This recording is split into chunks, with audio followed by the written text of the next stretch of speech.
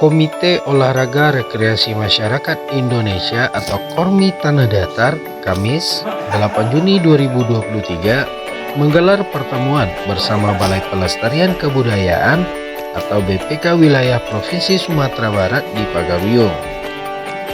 Ketua KORMI Tanah Datar yang berhasil diwawancarai Jurnal Minang menyampaikan tujuan dari rapat tersebut. Terima kasih banyak. Jadi hari ini Komite Olahraga Rekreasi Masyarakat, Komite Olahraga Masyarakat Indonesia KORMI Tanah Datar ini berkunjung ke BPK bahwa sebenarnya kami di KORMI punya kegelisahan yang sama, punya perhatian yang sama, khususnya terkait dengan pelestarian dan penyelamatan permainan-permainan tradisional dan juga olahraga masyarakat yang ada di Tanah Datar. Apalagi kita punya label sebagai kota budaya, makanya gerakan pengamanan dan pelestarian dari permainan-permainan tradisional ini perlu disegera dilakukan. Sama-sama kita pahami bahwa putra-putri kita sekarang banyak yang tidak tahu permainan-permainan yang ada di menjadi bagian dari budaya mereka.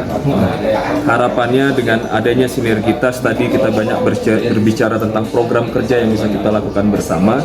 Kedepannya antara KORMI maupun BPK bisa bersinergi dalam melestarikan dan juga mensosialisasikan kembali permainan-permainan tradisional masyarakat.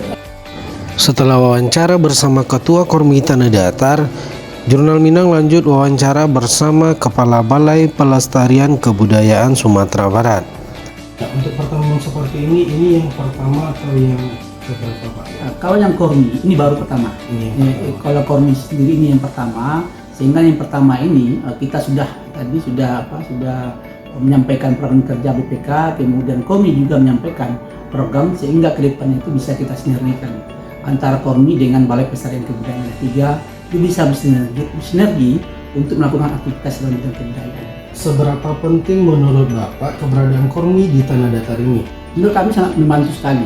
Karena pertama adalah KORMI itu khusus di dalam persoalan permainan tradisional, olahraga tradisional, sehingga aktivitas yang berhubungan dengan permainan tradisional, olahraga tradisional yang bergerak dalam masyarakat itu bisa diwadahi oleh KORMI. Jadi menurut kami itu sangat membantu sekali, dijadikan sebuah gerakan sebetulnya oleh KORMI sehingga seperti yang saya jelaskan tadi menjadi tersentuhlah kebudayaan itu dalam masyarakat. Khususnya Tanah Datar. Jadi kedepannya itu adalah yang pertama adalah komunikasi dulu. Setelah komunikasi, kemudian lanjutkan dengan sinergitas. Sinergi ini adalah dalam bentuk aktivitas kegiatan program dia.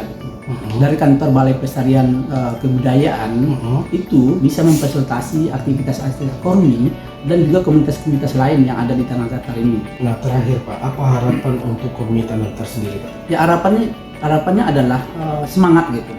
Jadi KORMI tetap semangat untuk melakukan aktivitas dalam bidang kebudayaan, khususnya dalam bidang olahraga tradisional, kemudian permainan tradisional itu menjadi gerakan secara masif.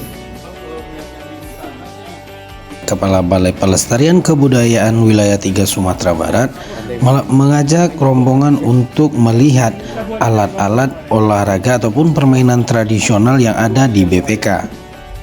Lanjut, rombongan diajak ke salah satu ruangan yang disebut Ruang Pusat Informasi.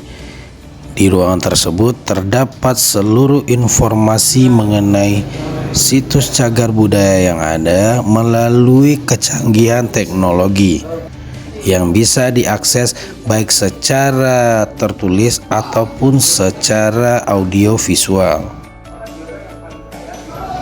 Terakhir, rombongan KORMI Tanah Datar dipersilakan untuk melihat lebih dekat ruangan audio visual atau audio visual room.